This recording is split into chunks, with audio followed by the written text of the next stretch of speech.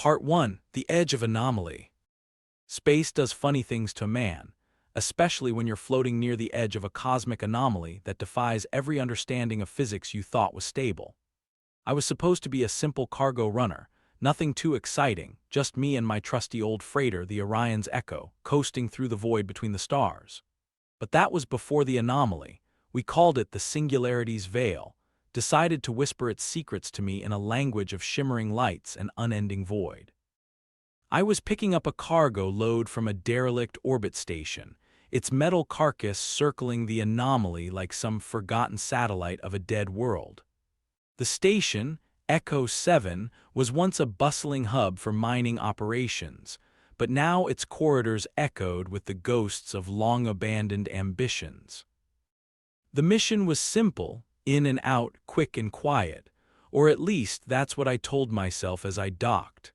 The docking clamps whined and groaned, a sound as comforting as an old rocker on a porch, and I stepped into the station's airlock. The station greeted me with dim green lights flickering in protest against the darkness. Every step I took echoed loud, like the universe's way of reminding me how alone I really was. But I wasn't truly alone. My board computer, Zephyr, a cheeky little AI with more personality than protocol, kept me company. Its voice crackled over the intercom. "Feeling lonely already, Captain?" Already missing my sparkling conversation, Zephyr? I shot back, the humor barely reaching my voice. "I live for your riveting tales, sir," it replied, tone dripping with dry sarcasm. The cargo bay doors loomed ahead, a fortress of steel and forgotten dreams. As they creaked open, I half expected to find dust-covered crates and neglected tech. Instead, what caught my eye was something entirely different, a sleek alien craft nestled among the relics of human engineering. Its surface shimmered, colors shifting like a living oil slick. "Zephyr, are you seeing this?" "My sensors confirm, though I'd recommend not touching it unless you're fond of spontaneous disintegrations." Ignoring Zephyr's advice, I approached, curiosity piqued. My fingers barely brushed the surface when the ship reacted, a hum that resonated within my bones. Symbols, glowing and foreign, danced across its hull. It was a communication, a greeting, or perhaps a warning.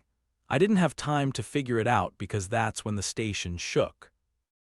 The tremors were violent and sudden, as if the station itself was trying to evict an unwelcome guest.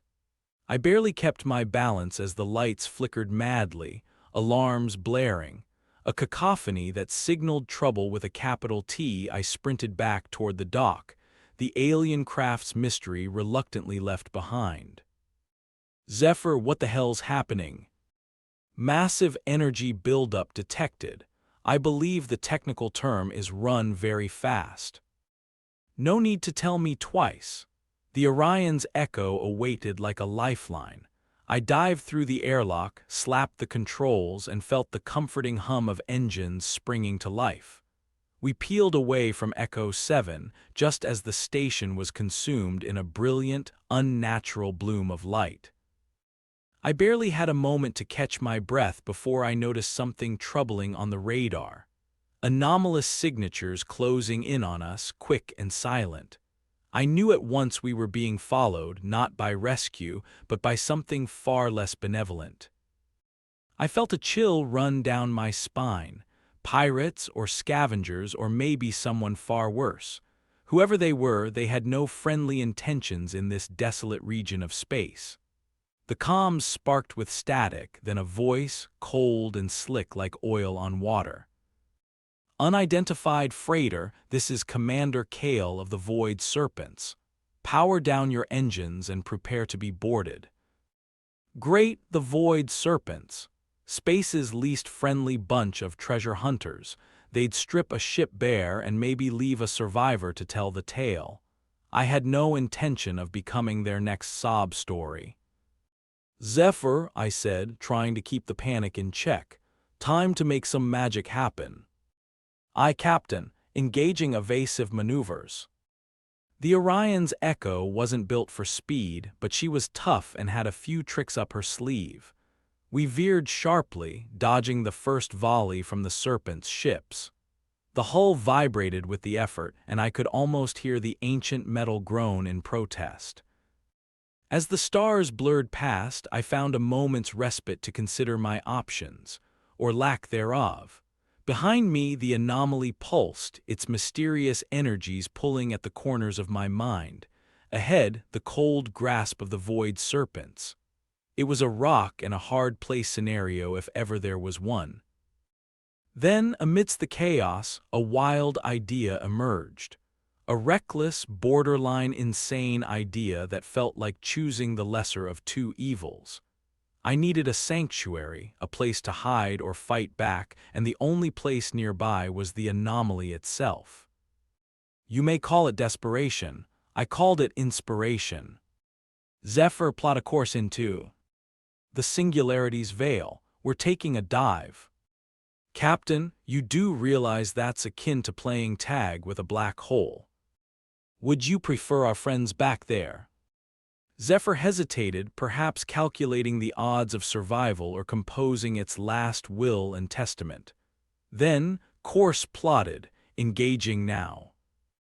The Orion's echo swung around, engines roaring, and we shot toward the swirling, radiant maw of the anomaly. With every passing second, its pull grew stronger, and so did my hope for survival.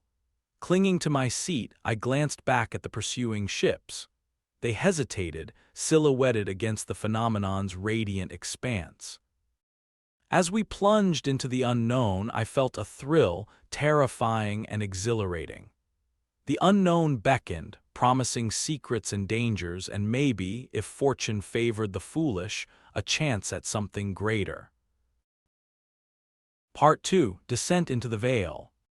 We hurtled into the Singularity's veil like wanderers flinging themselves into a storm with the hope of finding shelter beyond the tempest. The moment we crossed the threshold, the universe seemed to hold its breath. Colors distorted, twisting and swirling in ways that defied my senses. The ship shuddered as if Atlantis herself, from some ancient myth, was rising from the depths to greet us. The anomaly played tricks with time and space, pathways unraveling into infinity then snapping back into stark reality. I clamped down on the adrenaline coursing through me, focusing on the controls, while Zephyr's incessant voice remained my only tether to sanity. Captain, our navigational systems are reporting everything and nothing simultaneously. Suggest finding a solid point of reference, or perhaps your favorite inspirational quote for uncertain times. Despite the looming threat, I chuckled. How about, fortune favors the brave or the very, very stupid? An apt choice, sir. As we delved deeper into the veil, the sensors began pinging softly, like a distant beacon in a fog. It was a structure, massive and intricate, resembling an ancient, interstellar cathedral suspended in the void. Its spires reached out, catching the shimmering energy of the anomaly like lightning rods eager for a storm. Zephyr, what am I looking at? Analysis suggests it to be some kind of alien megastructure, possibly a station or a vessel. The architecture is unlike anything in our database. Proceeding might risk encountering unknown defenses or inhabitants. Or we might just find the answers to a question no one's dared to ask. Guided by curiosity and desperation, I maneuvered the Orion's echo closer. The hull lights cast shadows on intricate carvings etched into the alien metal, symbols that glowed softly like stars trapped beneath the surface. I found a docking bay, large enough to accommodate the echo. As we settled into place, the metal clamped around us, gentle yet firm, like the handshake of some mechanical deity. I armed myself, an old plasma pistol scavenged from better days, and donned my suit. The air inside the docking bay was breathable, though laced with a faint, unfamiliar scent like citrus and ozone. Zephyr, any sign of life? Negative, Captain. At least not in any form you recognize. Good, stay sharp and keep the engines warm. I'd like to be out before any welcome parties show up. The bay opened into a vast corridor that wound its way toward the heart of the structure. The walls pulsed gently with a bioluminescent light, leading me deeper like a pathway through some ethereal forest. As I walked, I felt it, a presence or a consciousness that seemed to watch and wait, assessing my every move.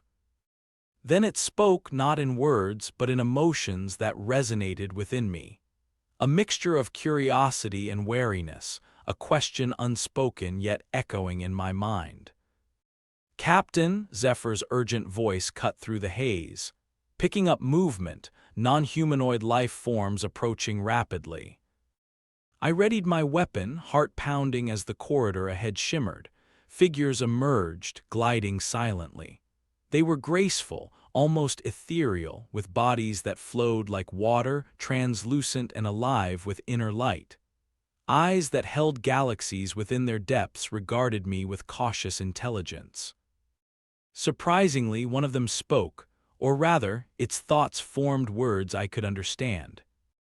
"You have entered the sanctuary of the Veil. Why do you disturb our solitude?"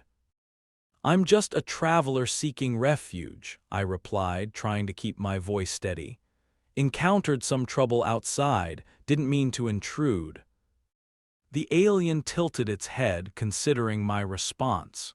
"Few enter willingly. Your presence disrupts the equilibrium, yet you may have a role to play." "What role?" I asked, curiosity mingling with apprehension. But the alien did not answer directly. Instead, it gestured toward the corridor. "Come, witness." With no other choice apparent and curiosity piquing my every step, I followed. The path wound through chambers filled with technology, floating orbs that hummed with raw energy, consoles displaying star maps of galaxies I didn't recognize. We arrived at an observation deck, overlooking a vast chamber where the anomaly's energy swirled in mesmerizing patterns.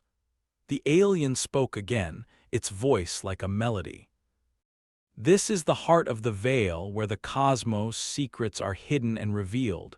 It is in flux, as are you, traveler."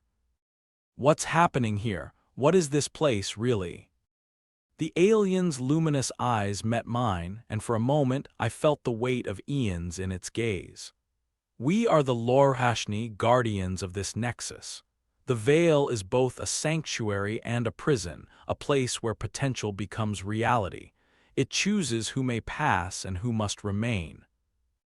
Before I could respond, alarms blared, jarring us both from the quiet reverie. The alien tensed, and I instinctively raised my weapon. "Zephyr, report, I see." Awed, the urgency of the situation sinking in. "Captain, enemy ships detected on the periphery. The Void Serpents have found us. They're attempting to breach the Veil." The alien turned, its form shimmering with urgency. "These intruders seek to exploit the Veil's power. We must protect the heart." I nodded, the implications clear. Like it or not, I was now part of this cosmic struggle, reluctant guardian alongside the Lorhashni. As the heaviness of the moment settled in, I couldn't help but smirk at the absurdity of my situation. An interstellar cargo runner turned accidental hero, facing down pirates and mysteries of the universe. If I survived this, I'd have quite the story to tell. Then again, survival was never guaranteed, but in the face of uncertainty, one thing was clear. The Veil and its secrets would either be my salvation or my end. Part 3. The Guardians of Light. The Lorhashni moved with a purpose that belied their ethereal forms, leading me through corridors that pulsed with urgency. Each step felt like a heartbeat of the Veil, resonating with the gravity of our task. The Void Serpents were here, driven by greed or madness, seeking to breach the sanctuary and seize whatever power lay at its heart. As we reached the armory, an impressive room filled with energy-based weaponry that seemed to hum with a life of its own, I couldn't help but marvel at the Lorhashni's technological prowess. They offered me a sleek weapon, elegant and otherworldly, its surface cool and pulsing gently in my grip. "Use it wisely," the Lorashni said, their voice a melody woven with urgency. "The weapon is bound to the veil, its power drawn from the heart itself." I nodded, feeling the weight of responsibility settle on my shoulders. The Orion's echo was a world away, and the life of running cargo between the stars felt like a distant memory. Here, in the heart of this anomaly, I was part of something much larger, a cosmic game where the stakes were nothing short of the universe's balance. "Zephyr status update," I called, my voice echoing in the hollow chamber. "Captain, the Void Serpents are deploying breaching pods. Their technology's crude compared to the Veil's defenses, but they're persistent. I'd recommend preparing for imminent contact." Imminent contact meant a fight, and despite the growing dread in my chest, a part of me felt ready. Or maybe I was just too stubborn to give in to fear. The Lorashni guided me to a strategic vantage point overlooking the main access corridor. From here, I could see the swirling energy of the anomaly beyond, a radiant backdrop to the approaching threat. We positioned ourselves, my alien companion and I, ready to defend this sanctuary against the oncoming storm. The first breaching pod struck with a resounding clang, echoing through the corridors like a death knell. The Lorashni's defenses activated, panels in the walls shifting as energy barriers sprang to life, crackling with potential. Moments later, the serpents poured in, their silhouettes stark against the glow of the veil. They were a motley crew, armored and armed, eyes alight with a feral hunger. I took a deep breath, centered myself, and opened fire. The alien weapon sang in my hand, discharges of radiant light that danced across the corridor, cutting through the serpents with precision. The Lorashni joined the defense, their forms shifting with fluid grace as they unleashed energy that rippled like a wave, forcing the attackers back. Amidst the chaos, I caught sight of Commander Kale, the Void Serpent who had first hailed us. His presence was a dark flame, his commands laced with an authority that drove his men forward despite the odds. He was here for the prize, and nothing would deter him from claiming it. But we held firm, the corridor becoming a battleground, echoes of our struggle reverberating through the veil. As I ducked behind cover, a stray thought crossed my mind. This wasn't just a fight for survival. It was a battle of wills, of ideals, a clash between those who would plunder the universe's secrets and those who stood to protect them. A tense stalemate loomed until Kale, with a cunning glint in his eye, unleashed a new tactic. He drew a device from his belt, a small, innocuous sphere that glowed with an ominous red light even I could recognize as a disruption pulse. "Captain, that device could compromise the Veil's defenses." Zephyr's voice crackled urgently in my ear. "We must act swiftly." The Lorashni, realizing the danger, moved to intercept, their forms shimmering with determination. But I knew it rested on me to prevent disaster. I surged forward, adrenaline pushing me into motion. The corridor seemed to stretch and warp as I closed the distance. I felt the pulse of the veil through the alien weapon in my hands, its energy singing in harmony with my intent. Kale's eyes widened in surprise as I approached. Time seemed to slow, the universe narrowing to this singular moment. I fired, a concentrated burst of energy that struck the device in his hand, detonating it in a burst of harmless light. For a heartbeat, I was blinded by the intensity. When my vision cleared, the serpents were retreating, driven back by the combined force of our defense and the realization that their prize lay beyond their grasp. Kale retreated with them, his expression a mask of rage and grudging respect. The corridor fell silent, the air heavy with the aftermath of battle. The Lorashni lowered their weapons, their forms flickering with a palpable sense of relief and gratitude. I slumped against the wall, exhaustion mingling with triumph. "Captain," Zephyr's voice was a balm to my weary soul. "I must commend your adaptive strategy. Perhaps there's more to you than mere cargo delivery skills." "Save the praise for when we're out of here safe, Zephyr." The Lorashni approached, their gaze warm and appreciative. "You have earned our respect, traveler. The Veil acknowledges you as a guardian, if only for this moment." For a fleeting instant, I felt a connection to this place, its mysteries and its guardians. But the feeling was bittersweet, for I knew my place was among the stars, the vast expanse that called to me even now. As the Lorashni led me back toward the ship, the corridor glowed with a gentle, welcoming light. The Veil had accepted me, if only for a time, and though I would soon return to the nomadic life of a cargo runner, a part of its enigmatic heart would remain with me.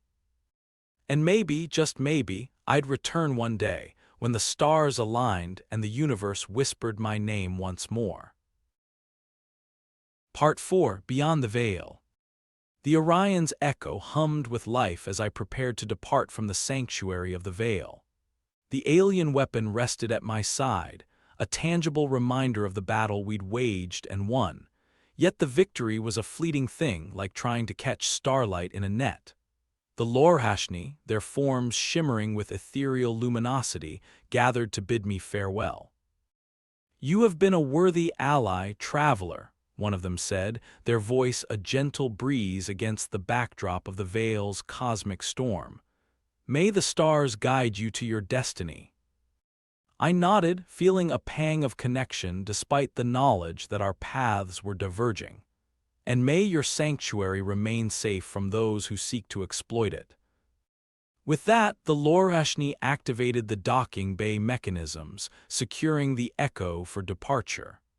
I settled into the cockpit, the familiarity of the controls a comforting balm against the unknown that lay ahead. "Zephyr, plot a course back to familiar territory. I think we've had enough excitement for one journey." "Understood, Captain. Plotting a route through less volatile regions, though I can't guarantee an absence of existential threats." I chuckled, the sound echoing in the quiet cockpit. "I'll take my chances." As the Echo pulled away from the sanctuary, the Veil's energy swirled around us, a dance of cosmic forces that seemed almost reluctant to let go. The stars beyond beckoned with their eternal silence, and I felt the familiar tug of wanderlust deep within my soul. We slipped past the anomaly's edge, back into the vastness of space, where the universe stretched endlessly in all directions. I watched the Veil recede into the distance, its mysteries lingering like a half-remembered dream. But our respite was short-lived. As we navigated the vastness, a transmission crackled to life on the comms, the signal fragmented and distorted. It bore the hallmark of human origin, yet the content was anything but mundane. "This is a distress signal." The voice was faint, desperation woven through every syllable. "To any ships in range, please respond. We're on the final stretch of the Helios transit, facing systemic failure. Immediate assistance required." I hesitated, the weight of responsibility pressing on my conscience. The Helios transit was a notorious stretch of space, plagued by gravitational anomalies and notorious for engineering malfunctions. A place where even the most seasoned pilots tread carefully. "Zephyr, can we get a lock on their coordinates?" "Already on it, Captain. The signal's faint, but I've managed to triangulate their position. They're not far from our current trajectory." "Of course they're not," I muttered, resigned to the universe's sense of humor. "Prepare to alter course for the Helios transit. Whoever they are, they're going to need more than luck." The Echo veered onto the new path, engines humming with determination. I felt a familiar mix of anticipation and dread, like standing on the edge of a precipice, gazing into the unknown depths below. We reached the coordinates within hours, the dying embers of sunset stars casting an eerie glow over the scene. The ship in distress was a frigate, battered and listing, its hull scarred from the merciless whims of the transit's gravitational pulls. "Hailing unidentified frigate," I said, initiating comms. "This is the Orion's Echo responding to your distress call. What's your status?" The reply crackled through, punctuated by interference. "Echo, we've sustained critical damage. Life support's failing. Request immediate evacuation." "Hold tight," I assured, adrenaline surging through me. "We're coming in." Docking with a damaged frigate wasn't without its challenges. The gravitational interference played havoc with the controls, making every maneuver a battle against the invisible forces that sought to tear us apart. But against all odds, the Echo latched onto the frigate, our airlock sealing like a hopeful promise. I grabbed my gear, stepping into the frigate's dim corridors. The air was thin, tinged with the acrid scent of electrical fires and desperation. The crew was huddled in the control room, eyes wide with a mix of relief and wariness. "Captain Jace of the Orion's Echo," I introduced, offering a reassuring smile. "Let's get you out of here." Their captain, a woman with a steady gaze that belied the chaos surrounding her, extended a hand. "Captain Ashara, you came just in time. We owe you one." Consider it a favor from one traveler to another. The evacuation was a tense affair, every moment a reminder of the precarious balance between survival and oblivion. But gradually, we transferred the crew to the Echo, their expressions a mix of gratitude and exhaustion. As we prepared to depart, Ashara glanced back at her crippled ship, a shadow of regret passing through her eyes. "She was a good vessel," she murmured, more to herself than anyone else. "Ships can be rebuilt," I said, guiding her onto the Ek. What matters is that we live to fly another day." With everyone aboard, we disengaged from the frigate, leaving it behind in the cosmic graveyard of the Helios transit. The Echo soared through space, the stars stretching out before us like a canvas waiting to be explored. As the frigate disappeared from view, I considered the path that lay ahead.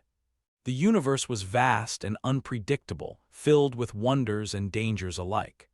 But I knew one thing for certain. Whatever lay beyond the veil of the known, I would face it with courage, curiosity, and an unyielding determination to uncover the truths hidden among the stars. And so we journeyed onward, a crew forged by chance and circumstance, united by the endless pull of the cosmos and the mysteries that awaited us in the vast expanse of the universe. Part 5. The Pulse of Forgotten Worlds. The Orion's Echo drifted through the quiet void, her systems humming with a contented rhythm that seemed to echo the mood aboard. Captain Ashara and her crew had settled in, grateful for the sanctuary our vessel provided. Our route now took us through unfamiliar sectors, maps unwritten by human hands, guided by star charts gleaned from Ashara's more extensive navigation logs. The stars outside were a shimmering sea, inviting curiosity and trepidation in equal measure. I found myself at the helm, hands resting lightly on the controls, mind wandering through the vastness that lay ahead. "Captain," Zephyr's voice broke the silence, a welcome companion. "New data received from Captain Ashara's systems. There's an anomaly detected on our current course, a gravitational pulse emanating from a derelict world." Ashara stepped into the cockpit, her presence a mixture of authority and curiosity. "It's a place the charts call Raxos Prime," she said, leaning over the console. "Abandoned centuries ago, if not longer. Rumors say it was once a hub of technological wonders before something turned it into a ghost planet." I raised an eyebrow, intrigued. "Are we talking lost technology or something more sinister?" "Could be a bit of both," she replied, a hint of a smile playing on her lips. We were hoping to explore it before our little detour. A gravitational anomaly in a forgotten world, a siren's call to explorers like us. The thrill of discovery tugged at me, the promise of unraveling another mystery too tempting to resist. Zephyr, adjust our course. Let's pay Raxos Prime a visit. Adjustments made, Captain, Zephyr confirmed, its voice carrying the thrill of a new adventure. Estimated arrival in 3 hours. The journey passed in a mix of anticipation and camaraderie. Ashara's crew shared tales of their travels, swapping stories of near escapes and sights unseen. Ashara herself proved a steady presence, her leadership calm and decisive, a captain worthy of her crew's loyalty. As Raxos Prime came into view, its surface glittered with an ethereal luminescence, remnants of a civilization's glory. Towers rose like skeletal fingers, reaching for a sky littered with remnants of orbital stations and satellites, relics of a bygone era. Looks inviting, I remarked, eyeing the desolate beauty. Or foreboding, Ashara countered, her gaze fixed on the planet's surface. Let's proceed with caution. We descended through the atmosphere, the echo navigating the debris-strewn sky with practiced grace. As we approached the surface, a vast cityscape unfolded beneath us, its once grand structures now silent witnesses to time's relentless march. Captain, I'm detecting energy signatures, Zephyr announced, its tone curious and alert. Localized in what appears to be an old industrial sector. Sounds like a good place to start, Ashara suggested, a glint of excitement in her eyes. We set down amid the ruins, the echoes landing gears settling on ground that hadn't felt a human touch in centuries. The air here was thin, tinged with the scent of metal and ozone, a reminder of civilizations past. Ashara and I disembarked, our crew following suit, a sense of wonder and trepidation accompanying each step. The city loomed around us, a labyrinth of glass and steel, its silence profound and unsettling. Feels like walking through the bones of giants, I murmured, my voice barely above a whisper. Giants with secrets, Ashara replied, her gaze sweeping the surroundings. Let's find out what they left behind. We navigated through the streets, guided by the energy readings Zephyr fed to our handheld displays. The path wound past towering edifices, their facades adorned with alien script and glistening mosaics that caught the fading light. Our journey led us to a massive structure, a facility that seemed to hum with latent power. The air was charged with anticipation as we approached its entrance, a pair of massive doors that opened with a presence all their own, as if recognizing us as long-awaited guests. Inside, the facility was a marvel of alien engineering, its vast chambers filled with dormant machinery and consoles that pulsed with faint energy. The walls were adorned with murals, telling stories of a world that had once thrived, now left to languish in obscurity. As we explored, deciphering the technology and its purpose, Ashara paused, her attention caught by a console that glowed brightly, its interface flickering to life at her touch. I think I've found something, she said, her voice echoing in the expansive hall. This system seems to control everything. I joined her, studying the readouts that displayed a complex network of energy flows. It was a map, a blueprint of the entire facility, and perhaps a key to unlocking its secrets. But as we examined it, the ground trembled beneath us, a low rumble that grew into a roar. The planet itself seemed to awaken, as if responding to our intrusion. Captain, seismic activity detected. Zephyr's urgent warning cut through the air. Recommend immediate evacuation. Ashara and I exchanged a glance, both of us feeling the gravity of our choice.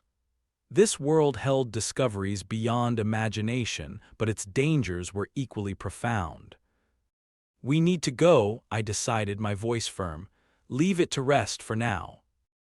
Together, we retraced our steps, the facility's machinery coming to life around us, lights flickering like stars in a forgotten sky. We reached the Echo, her engines already humming in readiness for departure. As we ascended, the ruins of Raxos Prime slipped away beneath us, the whispers of its secrets trailing in our wake. It was a world that would keep its mysteries a while longer, sealed away in the annals of time. As the Echo soared into the starlit expanse, Ashara and I stood side by side, the vastness of space stretching out before us. "Think we'll ever return?"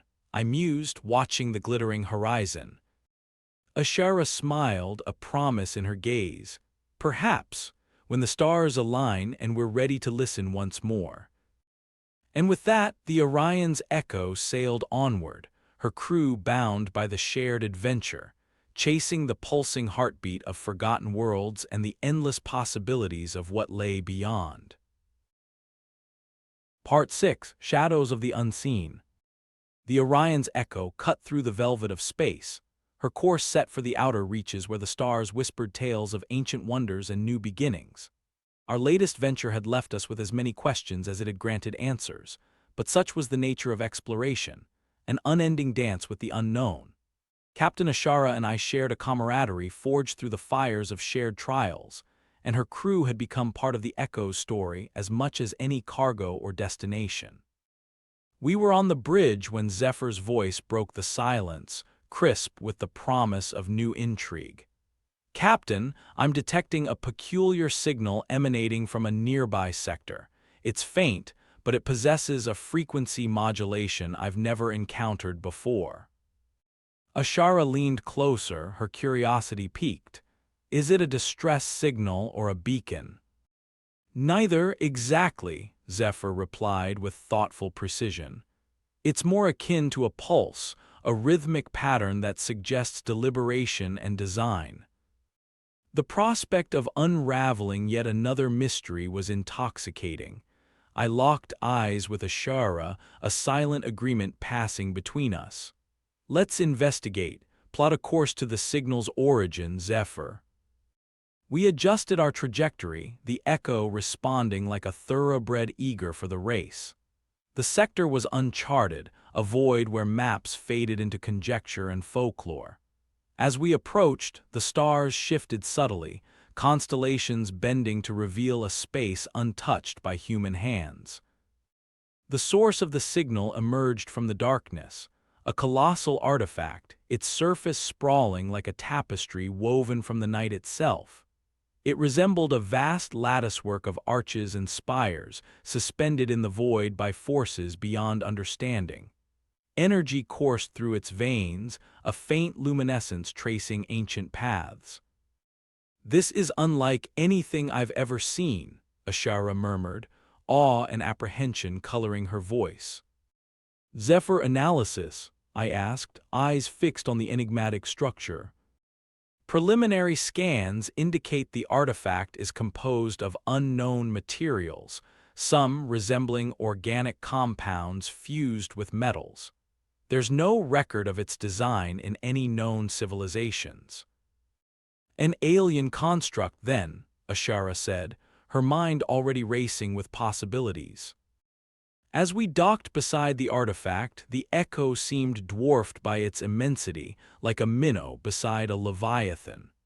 We donned our equipment and stepped onto the surface, the ground humming subtly beneath our feet as if acknowledging our presence. The air was thin, the silence vast and unbroken, save for the pulse that resonated through the structure, a heartbeat of the unseen calling out to the cosmos. We advanced cautiously, our path illuminated by the glow emanating from the latticework. Our exploration led us to an entrance, a portal framed by symbols that shimmered with a light all their own. As we approached, the symbols shifted, rearranging themselves as if responding to an unspoken command. "It's a language," Ashara noted, her fingers tracing the glowing script, "but it's unlike anything I've seen." The portal opened at her touch, revealing an interior that defied explanation, a vast chamber where light danced in currents, creating patterns that shifted like constellations reborn. In the center stood a pedestal, upon which rested an orb that pulsed in harmony with the structure. As I approached, the orb responded to my presence, its light intensifying until it enveloped me in a cocoon of warmth and understanding.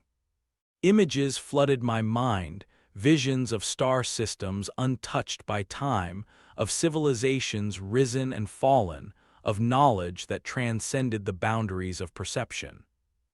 "Captain," Ashara's voice was distant, a tether pulling me back to reality. I blinked, the visions receding like a dream slipping through my fingers. The orb continued to glow, its pulse steady and patient. "What did you see?" Ashara asked, concern tempered by curiosity. "Everything," I replied, struggling to find words. "And nothing at all. It was as if the universe itself was speaking." Before either of us could ponder the implications, an alarm blared through our comms, a sharp reminder of the world beyond. "Captain, multiple vessels inbound," Zephyr warned, its tone urgent. "Signature matches that of the Void Serpents, they're closing fast." It seemed our old adversaries had caught wind of our find, their greed an ever-present shadow. Ashara and I exchanged a look, a steely resolve settling over us. "We need to leave," she stated, urgency sharp in her voice. The retreat to the Orion's echo was frantic, the artifact's pulse a backdrop to the tension that crackled around us. As the ship powered up, I cast one last glance at the mysterious construct, a parting promise that we would return one day to unlock its secrets fully. The Echo launched into space, its engines roaring with determination. The Void Serpents' ships loomed in the distance, a predatory pack ready to pounce. "Zephyr, engage evasive maneuver." "Res," I commanded, adrenaline sharpening my focus. "Let's make sure those serpents don't get a taste of our discovery." The chase unfolded across the stars, a deadly dance through the void. The Echo weaved and dodged, her sleek form gliding through the cosmos with grace born of necessity. The serpents were relentless, their intentions clear and dangerous. But fate favored us that day. With a sudden burst of speed, the Echo surged beyond their reach, stars blurring into lines as we jumped to light speed, leaving the serpents grasping at shadows. As the stars stabilized around us, a quiet settled over the ship, the enormity of our escape sinking in. Ashara and I exchanged a wordless look, a shared understanding that our journey had only just begun. The universe was vast and filled with wonders beyond imagination, each discovery a thread in the tapestry of existence. And as we ventured forth, I knew that our paths would continue to weave through the stars, guided by the pulse of the unseen and the promise of what lay beyond. Part 7. Echoes Through the Veil. The Orion's Echo cruised through the calm of starlit space, her hull bearing the bruises of our latest narrow escape. The cabin was quiet, a reflective space where the enormity of our recent discoveries settled like cosmic dust. Ashara, Zephyr, and I were a trifecta bound by shared experience and the weight of the unknown circling our minds. The artifact and its orb had left an indelible mark, whispers of forgotten knowledge resonating within me, an echo of the universe's secrets. Yet there was little time for contemplation, for the stars held more than whispers, they carried a summons. "Captain," Zephyr's voice broke the gentle silence, a note of excitement underlining its words. "We've intercepted a transmission from the consortium, a request for aid at the edge of the Vortex Nebula." The consortium was a coalition of explorers and scientists, their mission to chart and understand the cosmos, unearthing its wonders for the benefit of all. Their need was dire, and refusal was not an option. "Plot a course," I instructed, feeling the familiar pull of duty and curiosity intertwine. "Let's see what kind of trouble they've unearthed." Ashara joined me on the bridge, her presence a steady anchor in the shifting tides of our voyage. "The Vortex Nebula," she mused, studying the nebula's swirling hues on the display. "A place where reality bends and logic breaks." "Sounds like just another day in the life," I quipped, a wry smile tugging at my lips. The Echo glided through the nebula's fringes, its gas clouds painting our path with shades of lavender and gold. As we approached the consortium's coordinates, the scene unfolded, a research vessel adrift, surrounded by a kaleidoscope of gravitational eddies and temporal distortions. "Consortium vessel, this is the Orion's Echo," I hailed, the signal crackling through the nebula's interference. "We've received your distress call. What's your status?" Static crackled, then a voice cut through, strained but resolute. "Echo, this is Captain Alara of the research vessel Horizon. We've encountered a phenomenon affecting our systems. Life support is critical, and temporal anomalies have isolated us from the outside." "We're on our way, Horizon," I assured, adrenaline already coursing through my veins. "Hang tight, we'll get you out." Navigating the vortex was akin to threading a needle while blindfolded, each shift in the nebula's currents threatening to sweep us into chaos.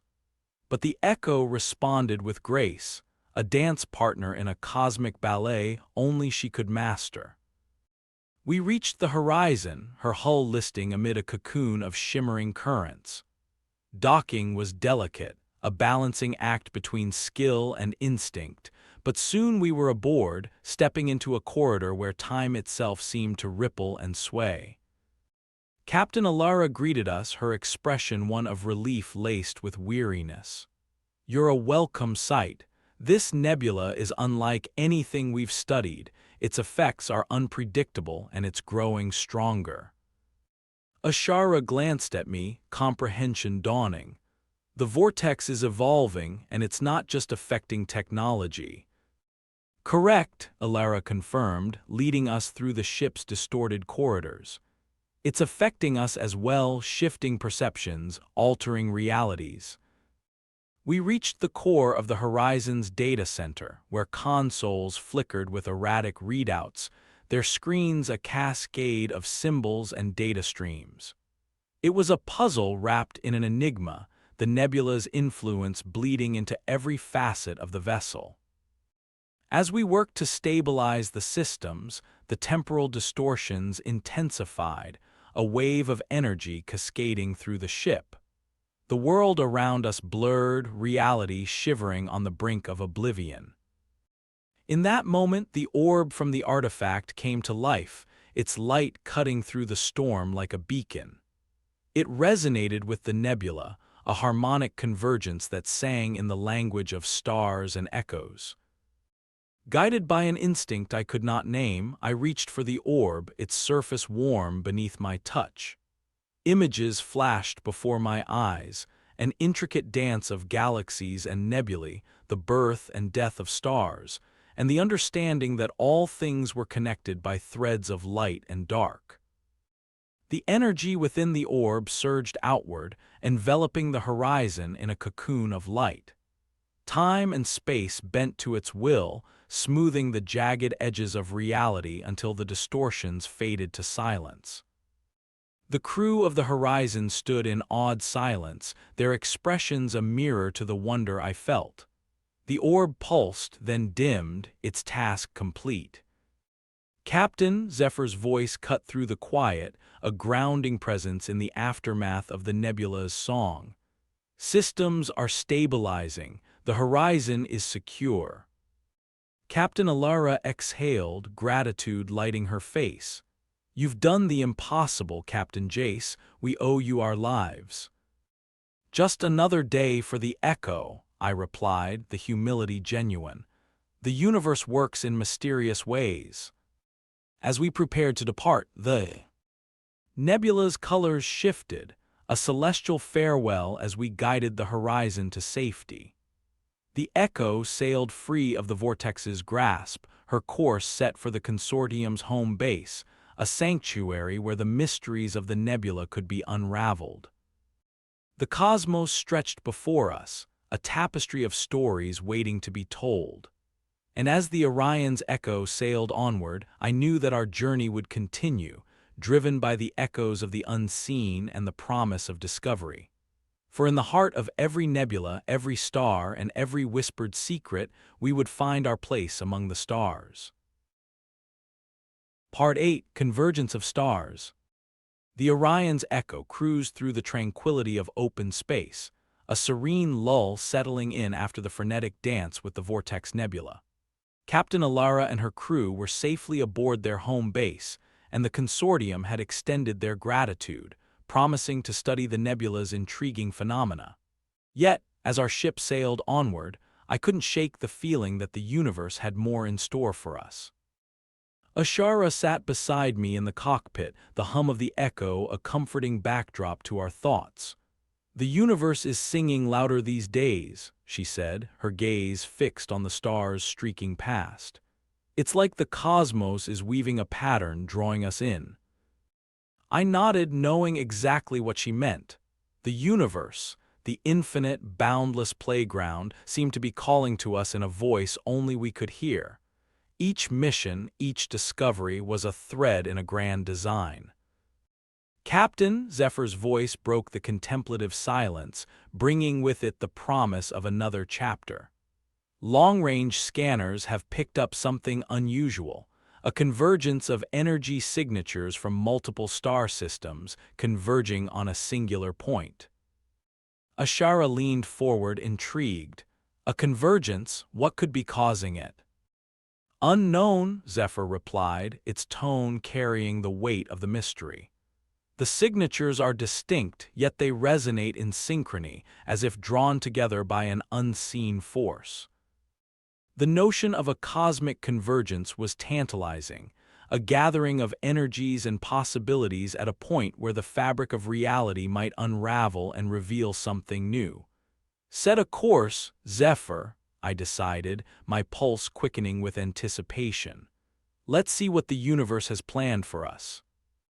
The Echo banked gracefully, her engines propelling us toward the heart of the convergence. As we navigated the stars, the energy signatures grew stronger, their harmonics weaving a tapestry of light and sound that resonated through the ship. We arrived at the convergence point, the stars aligning in a cosmic ballet. Before us, a magnificent structure hung in the void, a celestial sphere, its surface a swirling mosaic of energy and light. It was a nexus, a meeting place of cosmic forces suspended in the heart of the cosmos. "This is unlike anything I've ever seen," Ashara breathed, her awe mirrored in the shimmering depths of her eyes. "Zephyr, what can you tell us about this?" I asked, my curiosity insatiable. "Analysis indicates the sphere is both a gateway and an amplifier," Zephyr explained, its voice carrying a hint of wonder. "It channels the energy of the converging stars, focusing it into a singularity at its core." A gateway and an amplifier, an instrument of creation or perhaps destruction, depending on its purpose. The possibilities were as limitless as the stars themselves. Determined to uncover its secrets, I maneuvered the Echo closer, her hull aglow in the sphere's radiant energy. The ship vibrated with anticipation, a vessel on the brink of revelation. As we drifted nearer, the sphere responded, its surface rippling like water touched by a gentle breeze. Symbols emerged, glowing with a light that spoke to the very core of my being, a language of the stars, a conversation between cosmos and consciousness. "Captain," Ashara whispered, a reverence in her voice, "I think it wants us to enter." With a nod, I guided the echo toward the sphere, our path opening like a welcoming embrace. We slipped inside, the energy enveloping us in a cocoon of light and sound. Within the sphere, the universe unfolded, a vast expanse of galaxies and star systems, a panorama of creation that defied comprehension. It was a map of the entire cosmos, a blueprint of existence in all its glory and complexity. And at the sphere's center, a single point of light, the Singularity, a nexus of power and potential, a place where the past, present, and future converged. "Captain, this is extraordinary," Zephyr said, its voice awash with awe. "The sphere is not only a map, it's a repository of knowledge, a library of the cosmos." As we gazed upon the wonders before us, a voice resonated through the sphere, carried on waves of light and energy. It was a greeting and a challenge, a beckoning to understand and to learn. "The universe has awaited your arrival," the voice intoned, echoing through the echo's hull. "Here lies the knowledge of the ancients, the wisdom of the stars. Will you accept the responsibility of understanding?" I shared a look with Ashara, our shared resolve reflected in her eyes. We were ready to embrace the universe's call, to explore the mysteries it held, and to learn from the truths woven into its fabric. "We're ready," I replied, my voice firm and unwavering. In that moment the sphere shifted, the energies converging toward the Singularity. As the light enveloped us, I felt the universe embrace us, an unspoken promise of discovery and enlightenment. The Orion's echo sailed onward, her course set by the stars themselves. Together we ventured into the unknown, guided by the convergence of stars and the whispers of the cosmos, our journey just beginning. For in the heart of the universe we found our place, and in its light we would uncover the secrets of existence and the endless wonders yet to come. Part 9. The Tapestry of Time. The Orion's echo sailed deeper into the sphere, the universe itself unfurling before us like a grand tapestry woven with the threads of time. As we ventured further, the Singularity at the heart of the sphere beckoned with a light that pulsed to the rhythm of cosmic truths, a beacon that promised revelation and challenge in equal measure. Ashara stood beside me, her eyes reflecting the wonder of the cosmos laid before us. "What do you think we'll find at the center?" she asked, her voice a blend of excitement and fear of the unknown.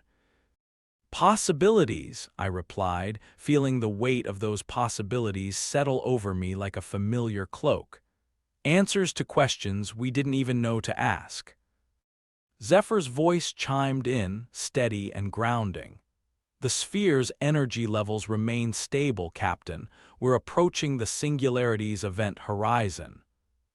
We drifted closer, the echo's hull humming in harmony with the sphere's resonance. The interior landscape was a kaleidoscope of galaxies and nebulae, each one a testament to the vastness of creation and the mysteries it held. As we moved, I felt the pull of time, a gentle nudge toward something profound, a place where past and future met in a dance of the present. The Singularity loomed ahead, a point of light surrounded by swirling energies that seemed to defy logic and reason. It was beautiful and terrifying, a reminder of how small we truly were in the grand design of the universe. "Captain, I'm detecting a temporal anomaly converging with the Singularity," Zephyr announced, its tone tinged with intrigue. "It's as if time itself is being rewritten, reborn." As we drew near, the echo shuddered, caught in the gravitational embrace of the Singularity. The ship's instruments whirred and blinked, struggling to comprehend the forces at play. Then, without warning, reality shifted. In a blink, we were no longer aboard the Echo. Instead, we stood amidst a landscape of shifting sands and star-kissed skies, a bridge between worlds and times, a realm of memory and possibility. It was both familiar and alien, a place where the echoes of the past whispered secrets to those willing to listen. Ashara and I exchanged a glance, understanding passing between us. "It's like the sphere brought us into a memory," she said softly, her voice carried on the winds of time. "Or maybe we're seeing the potential futures," I suggested, my heart racing with the thrill of discovery. The landscape shifted, revealing scenes from what felt like different lifetimes, a tapestry of lives lived, of choices made and paths diverged. Each thread was a story, a dance of fate and destiny that spoke to the core of existence itself. In one scene, I saw myself standing in a field of stars, a lone figure against the backdrop of eternity. My hands reached toward the heavens, a silent plea for guidance and purpose. In another, Ashara stood at the helm of a mighty fleet, her eyes fierce and determined as she led the charge into unknown realms. And then there was the Echo, gliding through the cosmos with grace and power, her journey unending and boundless. The visions faded, leaving us standing in the field of sands once more, the weight of our experiences settling into our bones. "This place, it's alive," Ashara whispered, wonder coloring her voice.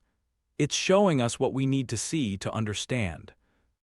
As if in response, the sky above shimmered, the singularity pulsing in sync with the rhythm of our breath. We were connected to the universe, to each other, to everything and nothing all at once. "Captain, the sphere's energies are fluxing," Zephyr's voice broke through the reverie, bringing us back to the present. "We must return to the Echo before the temporal field collapses." Reluctantly, we turned away from the visions, retracing our steps through the shifting sands. The path led us back to the Echo, her hull a comforting presence in the ever-changing landscape. Once aboard, the sphere's energies folded around us, drawing us back through the veil of time. We emerged from the singularity, the Echo's systems coming back online with a reassuring hum. The sphere's light dimmed behind us, its mysteries preserved within its core. But the knowledge we had gained was ours to keep, a gift from the universe itself. As we drifted away from the sphere, Ashara stood by my side, our shared journey etching its mark into the annals of time. "So, what now?" she asked, her eyes reflecting the light of 1,000 stars. "Now we keep exploring," I replied, a smile tugging at my lips. "We follow the threads of the tapestry wherever they lead." The Orion's Echo soared into the starlit expanse, carrying us onward into the unknown. For in the vastness of space, the universe held infinite stories yet to be told, and we, the custodians of the stars, were ready to listen.